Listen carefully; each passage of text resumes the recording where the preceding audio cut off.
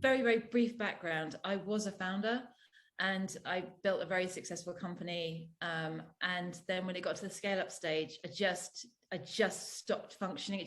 I just couldn't get through the scale up phase. And I was really fascinated with why that was. So when I left that company, I went and I retrained as a psychologist and spent the last 20 years coaching founders. And so I really genuinely love founders. And, I come from a long line of them. My family are founders. And I think it takes like a kind of unique combination of mindset, skill, and belief to go on the journey that you're on. And the odds aren't great, and there's some really fascinating research that really galvanized this for me about 3 years ago. CB Insights did some research, did a post-mortem of the failure, the reasons for failure of VC-backed startups.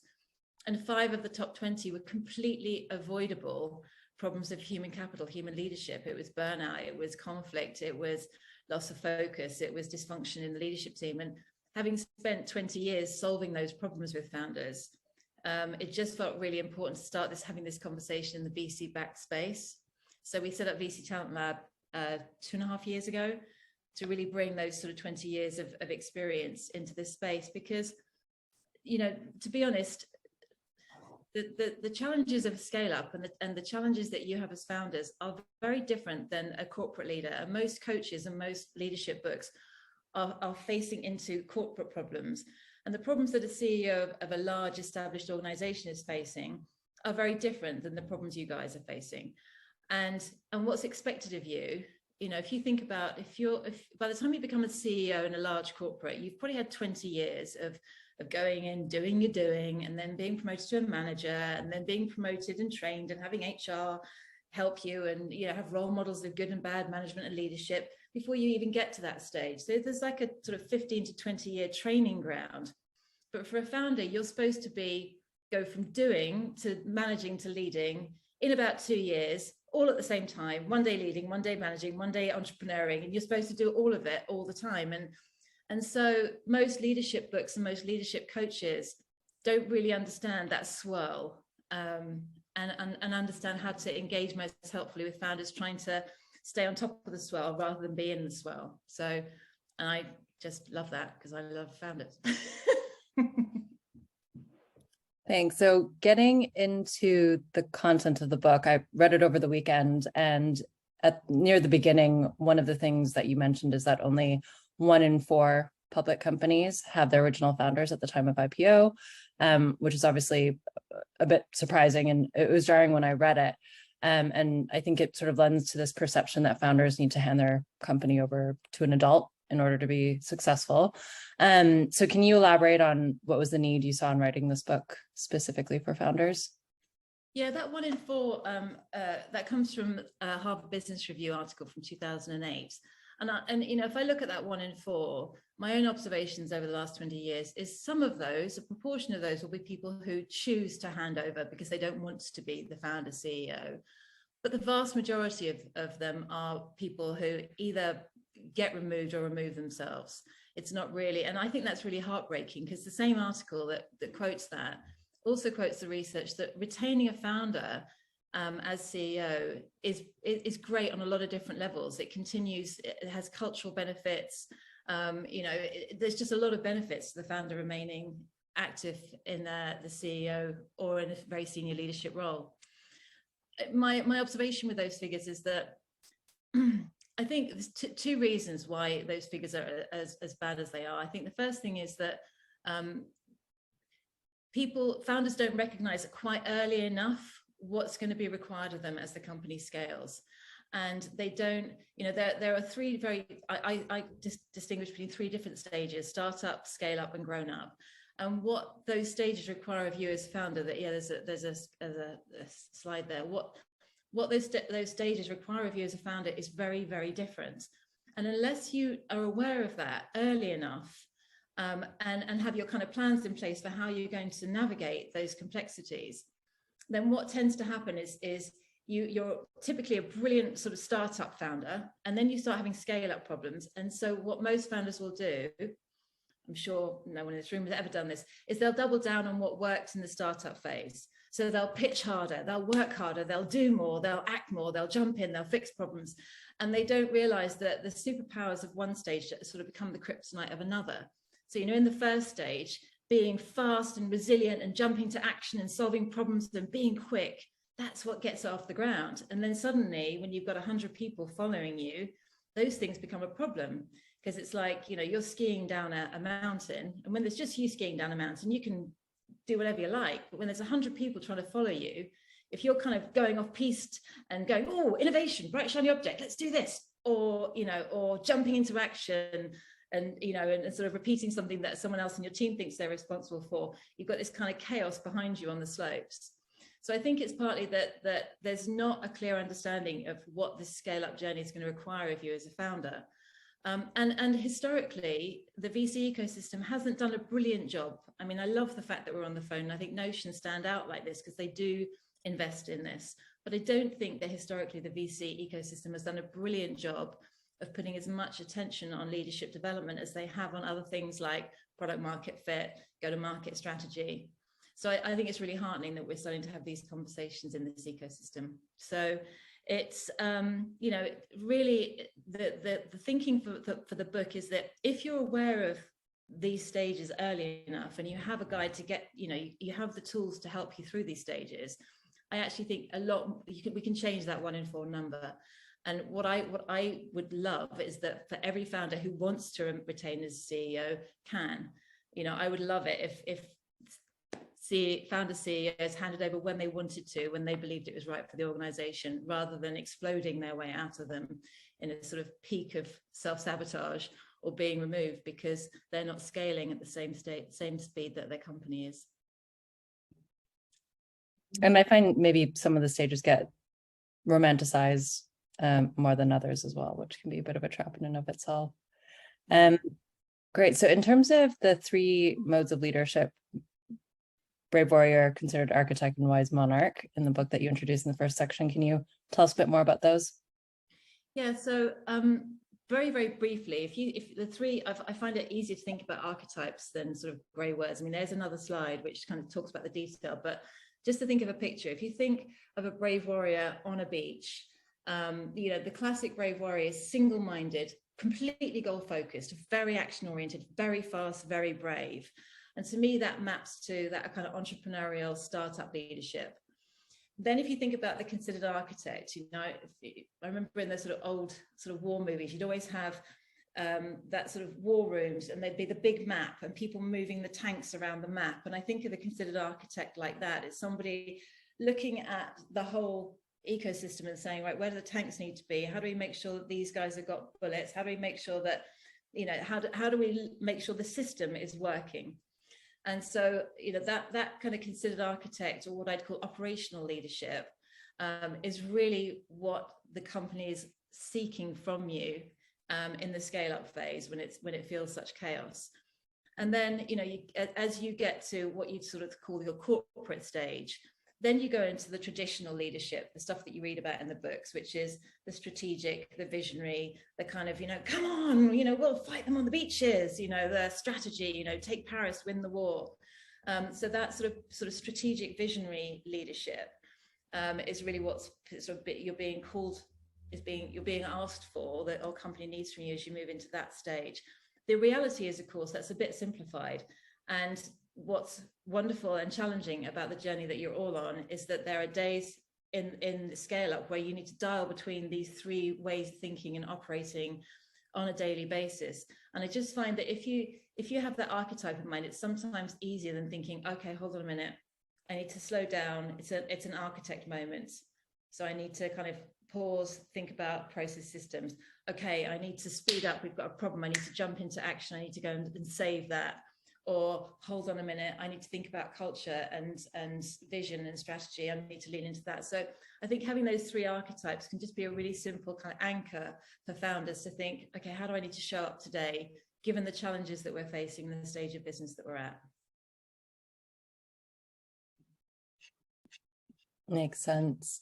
So let's maybe take a second here to, obviously, I think people are coming into this with lots of different perspectives in terms of personal development. And I think we should sort of address what some people are probably thinking in terms of objections. And one is that leaders are born, not made. You're born the way you are, and you sort of have that, and that's, set. And then secondly, we're usually told to play by our strengths and just delegate weaknesses. And in terms of the different leadership modes, that you're sort of saying that that's not necessarily maybe correct in terms of delegating those weaknesses. And should everybody be trying to be an architect at times, or should they just augment those weaknesses with hires like a COO or someone who can actually lean into those skills a little bit more? Yeah, so if I think there's two objections there. There's the kind of I am who I am and I can't change and I'm being authentic. And then there's the I don't need to, I've hired a COO. So the I am who I am and I'm authentic. It's really interesting. There's a big debate in my world about this concept of authentic leadership. I think it's really important to be your authentic self. And of course you play to your strengths. If you're 7'7", be a basketball player, not a jockey, right? Not saying that you don't do that. But at the same time, using that as an excuse just because you don't like management, which I'm not saying anyone in this room would ever do that, but a lot of founders I know would just love to jump the architect stage completely because they want to be a brave warrior and they want to be a monarch. This boring bit in the middle, it looks a bit so using it as an excuse just to skip those responsibilities doesn't feel like a great idea. If you're 7'7", you're not going to be a great jockey, but you can still ride a horse if your team needs you to. And so having the ability to having the self-awareness, and there's a lot of research to back that up. I mean, Daniel Goleman, who wrote all the work on emotional intelligence, did a really interesting Harvard Business Review article where he did a meta-analysis, not a meta-analysis, he looked at the leadership styles of 4,000 leaders and then tried to correlate it with organizational performance. And he expected that visionary leadership would lead to better organizational results because that was the sort of the trendy leadership term at the time. But actually what he found is that there was no one style of leadership that correlated with performance. However, there was a massive correlation between leaders who had the ability to move between different styles of leadership. So being able to move between being democratic, being pace setting, being authoritative. So leaders who could adapt their communication and their impact and their styles, that flexibility did correlate with organizational performance. So it's not, I'm not saying be an architect, but having the ability to change your modes, because otherwise what happens, and this is the second objection, I don't need to get good at managing people, I've delegated that. Yeah. So what tends to happen there, unless that's combined with just like 5% of your willingness to move into considered architect mode, is that you hire them, you abdicate responsibility for it, come back, don't like what they've done, micromanage them, get pissed off and resentful, have a big fight, blaze through their meetings, not show up for meetings. I mean, I'm painting a picture of a bad picture here, but you can hire a great COO and then blow through them and make them very unsuccessful if you're warrioring through everything all the time. So it's a yes and. The other analogy that I use is that most founders have one or two killer shots. So if you're a tennis player, you've got one or two killer shots, you're great at a forehand. And the problem is if you keep trying to play a forehand all the time, you need to be able to do a backhand, you need to be able to do a serve. It doesn't mean you don't play your killer shot whenever it will work.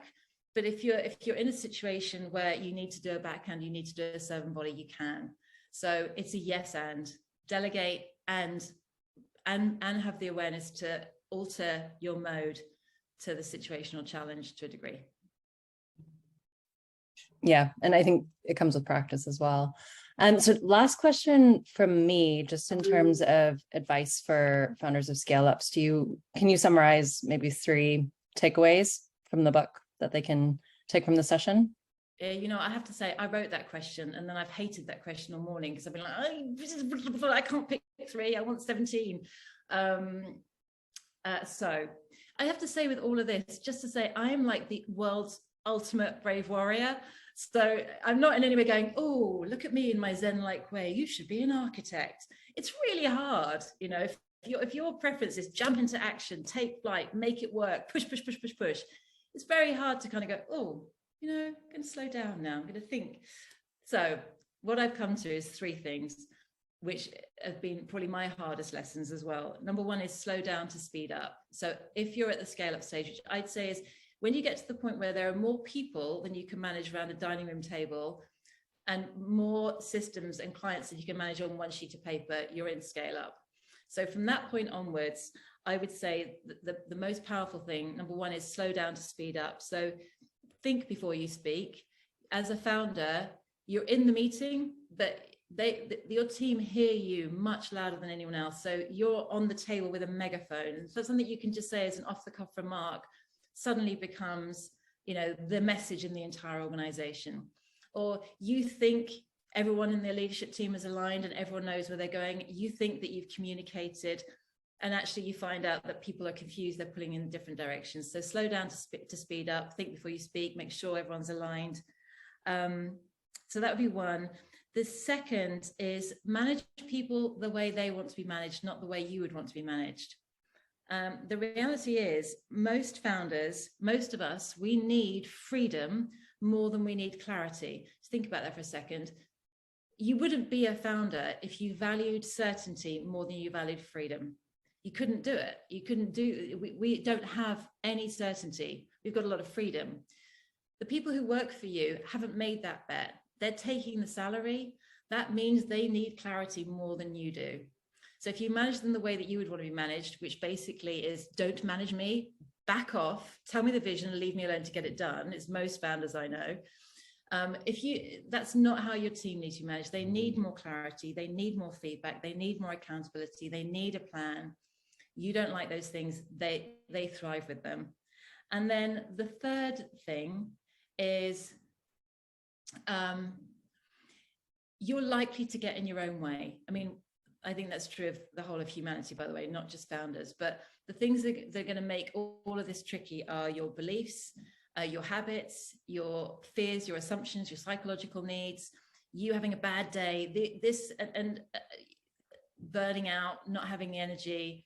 So making sure that you're managing your energy and your mind are going to make this whole journey a lot easier. And I think that you need support with that. So whether that's, having a good bunch of founder buddies that you go out with once a month and get advice for, whether it's having a mentor, whether it's having a coach, get supported.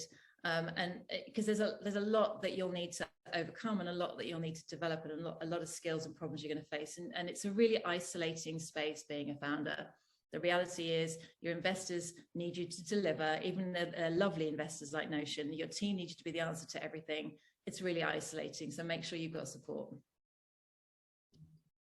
Great.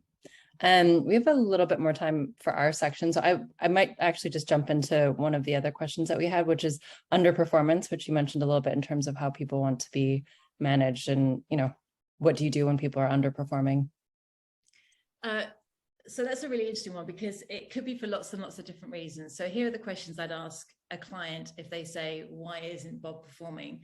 The first thing I'd be really curious about is how clear are the expectations? So how clear, so most of us think that a title and a crusty job description is clarity, but actually, do they have goals with specific, with smart measures against them? Do they have specific KPIs? Do they have a plan? Do they know what's expected? Have you communicated what's expected of them? Have you asked them what they need from you? So I would always, first of all, look at how much clarity have you crafted? Assuming it's 10 out of 10 on clarity, and there's a whole bunch of tools in the book around crafting clarity, or I can send them to you afterwards, I'll give it away. But crafting clarity would be the first thing. Then the second thing is how much feedback you're giving. So most of us, when we're faced with performance that we don't like, we've really got three rational options with that. Number one is we accept the performance or their behavior peacefully and let it go. If it's not going to affect the performance of the organization, it's not going to affect the well-being of the team, if it's not going to set a bad precedent, then maybe you can just let it go. If you can't let it go because it's going to have an impact on company performance or team performance, then you've got to do something to change it. And all you can do is change what you do. So how are you going to communicate? How are you going to give feedback in a way that is both clear and supportive and helpful? And there's a very specific mechanism for doing that. And if you don't know how to give feedback, text me and I'll I'll tell you how to give feedback, because if you don't know how to do it, you just don't know how to do it. The third option is that you exit somebody. So you've got three rational options: accept it peacefully, do something about it, and you can only change you, or exit the individual. The thing is that most of us choose a very irrational option 4, which is accept it begrudgingly while being slightly afraid of saying anything about it and bitching about it to our partners and our friends. So, really, I would say go for any of the first 3 options.